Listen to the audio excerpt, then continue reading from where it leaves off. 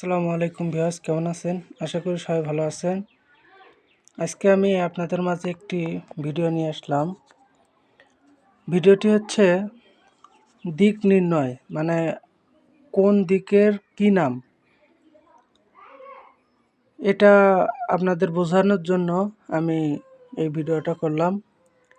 তা আপনারা ভাবতেই পারেন যে এটা আবার তো কোনো প্রয়োজন নাই, এটা কিসের জন্য ভিডিওটা করলাম। আসলে এটাই হচ্ছে মেইন প্রয়োজন, কারণ বিশেষ করে মারণ মারণ ক্ষেত্রে বা বশীকরণ ক্ষেত্রেও একটা কথা বলা হয়, যেমন শত্রু বা কোনো যাকে বশীকরণ করবেন তার বাড়ির হচ্ছে ঈশান কোণ বা পূব কোণ বা অগ্নিকোণ, তারপরে দক্ষিণ, তারপরে হচ্ছে যে নেরিত, মনে হয় নেরিত, পশ্চিম বায়ু, মানে যে কোনো একটা কোণ আছে, ঠিক আছে। এই কোণের কথা বলে থাকবে, যেমন এই যে অগ্নি, আপনার বশীকরণ, তারপর হচ্ছে বিচ্ছেদ, বান, এই অগ্নিকোণটাই বলা হয়, মানে অগ্নিকোণে তাবিজটা পড়তে হয়। এখন আমার বর্তমানে হচ্ছে পূব হচ্ছে যেই দিক, আমি যেখানে আছি, এই যে এটা হচ্ছে পূব, এদিক হচ্ছে পূব, আর এটা হচ্ছে পশ্চিম। তো এখন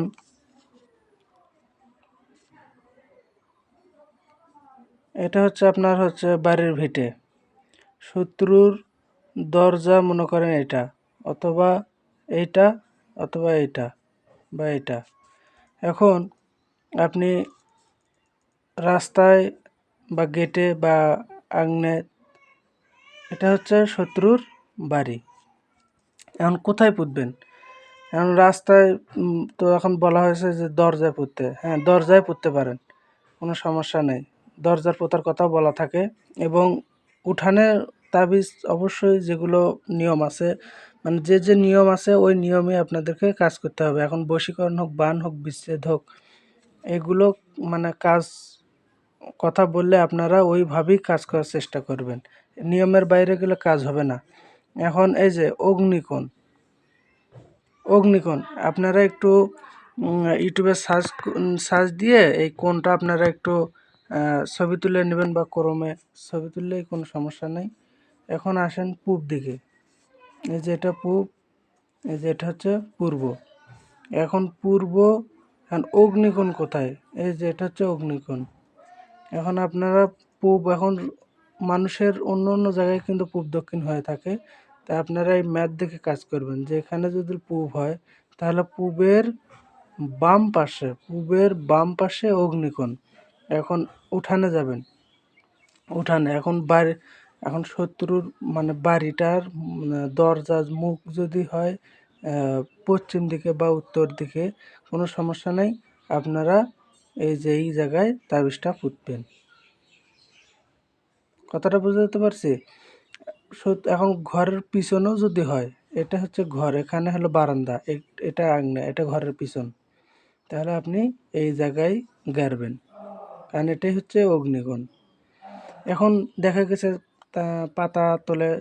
পাতা যে তাবিজগুলো তোলে দেখে গেছে উঠানে।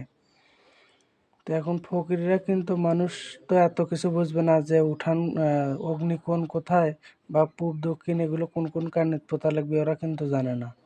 ওরা ডাইরেক্ট চলাচলের পথে পুঁতবে, না হয় উঠানে পুঁতবে।